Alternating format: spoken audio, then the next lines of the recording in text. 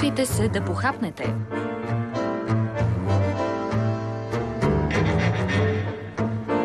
По-добре оставете вилицата.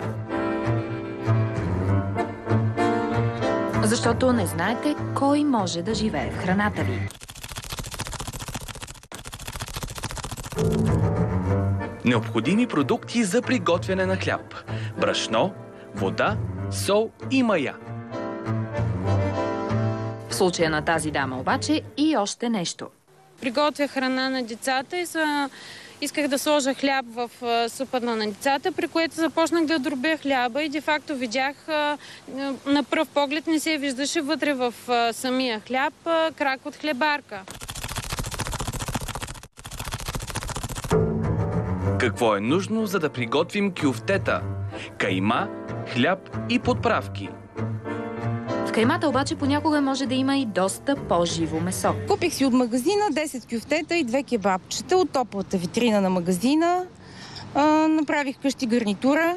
Седнахме да вечеряме. В кюфтетата имаше черви. Те бълваха от кюфтетата, ама какво да ви кажа, гнездо. Ние останахме потресни. Те се разхождаха в кръг около чинията и кюфтетата. Аз не съм гнуслив, но мога да ви кажа, че от сутринта дори даже като станах, само при мисълта повърнах. Рецепта за бебешко пюре. Плодове според сезона и подсладители. А в някои случаи и още нещо. Отвори устичката. Време е за следобедна закуска на малката Дария. Освен обичайния десерт от праскови и ябълки, бебето за малко да погълне и този неидентифициран предмет. Като цяло много се разстроих, защото едва ли не аз щях да задавя детето си сама. Хлебарки в хляба, червеи в кюфтетата и камъни в бебешката храна. Тези добавки съвсем не по рецепта попадат в продуктите много преди те да са достигнали до нашата кухня. И ако примерите не са достатъчни, за да ви откажат от хляба, кюфтетата и детското пюре, то след като видите следващите кадри, със сигурност няма да посегнете скоро към лозовите сърми. Поне не към тези от магазина. На фрапиращия пример в процеса на производство се натъкнаха кореспондентите ни в Шумен. Толкова фрапиращ, че успя да откаже от работа дори някои от служителите в цеха. Мизерия, абсолютна мизерия. Потребител съм и просто не мога да издържа в такава мизерия. Това беше моя първи работен и последен. Дамите, които ви показваме в гръб, ще наричаме условно Катя и Жени. Тяхната искрена погнуса предизвика цех за производство на сърми, в който двете постъпват на работа. Нередностите се появяват още в самото начало. Искаха ли ви при започване на работа здравна книжка и медицинско свидетелство? Не. Просто отиваш, подаваш се молбата, лична карта, копия и това е. Снимка за пропуска, който се прави веднага и на другия ден започваш работа. Медицинско за работа, здравна книжка? Не. По-страшното обаче идва с първия работен ден. Просто е ужасно. Няма никакви условия на труд, всичко е много мизерно. Най-елементарното е, че няма дезинфектанти за ръцете, мивките са постоянно пълни с мръсотия.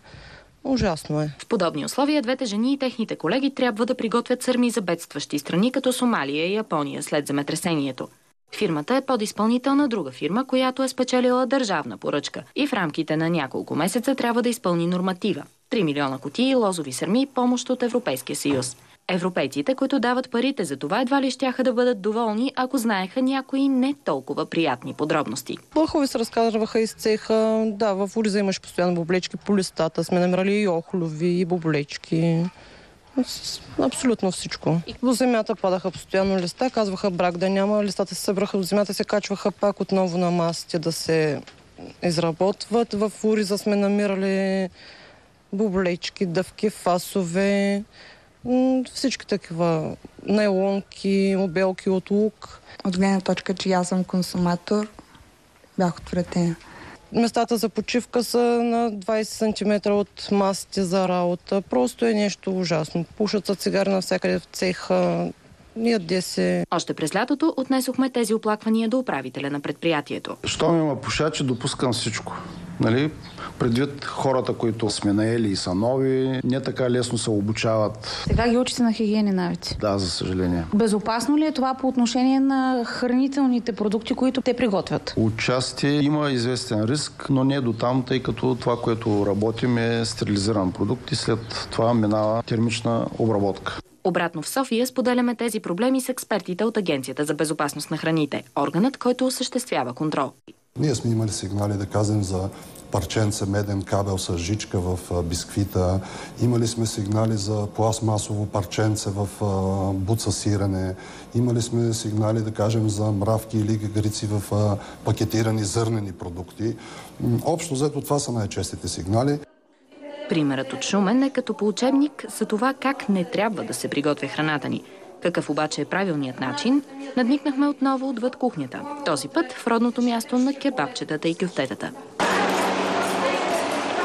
Какви са изискванията за тези, които работят с храната ни? На първо място редовни годишни прегледи при лекар, както и ежедневна смяна на работното облекло, което не трябва да има никакъв контакт с личните дрехи. В началото работниците сутрин, в случая жените, си събличат цивилните облекла, преминават през душа, осигурени са 4 душови кабини за всички, които пожелаят да се къпят, и това са гардеробчетата, в които е работното им облекло. Така изглежда персонала, постъпил обаче в работната зала. Това е работното му, пълното работно облекло, обувки, горно облекло и шапка за предпазване от попадане на коса или някакви други неща в храните. Работи се с предпазни маски и ръкавици. Персонала е без бижута и други накити. Така производителите се подсигуряват, че никой клиент няма да си счупи зъб със случайно попаднал в храната пръстен, например. А някои фирми дори поставят металодетектори за 100% защита. Какво остава обаче за другите неприятни находки, на които можем да попаднем и които все още мърдат? Разбрахте, че имаме един такъв доста неприятен случай с едни кюфтенца. Какво трябва да се прави, за да се предотврати това? Значи температурата за производство на тези продукти е до плюс 12 градуса в работните помещения, а на хладилните съоръжения е до плюс 4 градуса. При такава ниска температура в храната е много трудно да се развият бактерии. В противен случай обаче... Когато температурата е по-висока от 12 градуса и продукта престои по-дълго време извън хладилното съоръжение, може да се получи развитие на допълнителни микроорганизми от самия по-високия температурен режим. Ниските температури обаче не могат да спрат набезите на боболечки и гризачи, като тези в хляба, за който ви разказахме по-рано. В борбата с вредителите, производителите трябва да поставят специални лампи, които да ловят насекомите. Лампите са предназначени за ползване в предприятията от хранителната промишленост. Няма някакъв риск, не излъчват някакви допълнителни облъчвания на персонала или на продуктите. Няма никакво. Те са гарантирани с сертификат за хранителната промишленост. Обстойната ни проверка не спира до тук. Озоваваме се на инспекция и в тоалетната. Ето сама се включва. Препарата за дезинфекция. Измиваме си ръцете и влизаме в работните помещения. Чешмата задължително трябва да е безконтактна, точно като в хирургичните отделения. Това обикновен сапун ли е, с което се мием? Това е с дезинфекционен разтвор. Сапун с миещо и дезинфекционно. Което обаче не вреди на храната. Не вреди, точно с тая цела.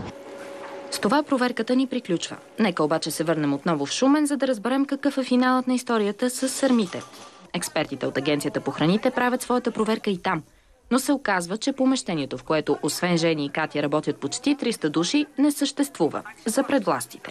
Докато сте работили в този цех, проверяващи органи не са идвали или поне не са идвали до вашия етаж? Те са идвали, но не са стигнали догоре до 4-тия етаж. Как се го обяснявате? Не знаят за съществуването на този цех или... Най-вероятно, защото ни беше забранено да слизаме надолу, за да ни не видят проверяващи. Най-вероятно не знаят, че горе има работници. Така проверяващите са допуснати само до по-представителната част на предприятието. Резултатът от лабораторните им изследвания показва, че част от бурканите със сърмите са бомбирали, но като цяло продуктът, произведен там, е напълно безопасен. Така в края на октомври програмата е завършена и всичките 3 милиона буркана потеглят към нищо неподозиращите хора в далечните бедстващи страни. Коментарът на Жени и Катя. По-скоро да плъзне епидемия, отколко да им помогнат с нещо. За финал е достатъчно да споменем факта, че част от сърмите са били предназначени и за помощи на социално слаби хора и в България. А след края на поръчката голяма част от служителите не са получили парите си. Искаме парите! Поръчката свършихме отдавна, парите ги няма! Така че вече отново можете да хванете вилицата в ръка. Дали можете да бъдете спокойни за това, което слагате в този момент в устата си, оставяме на вашата преценка.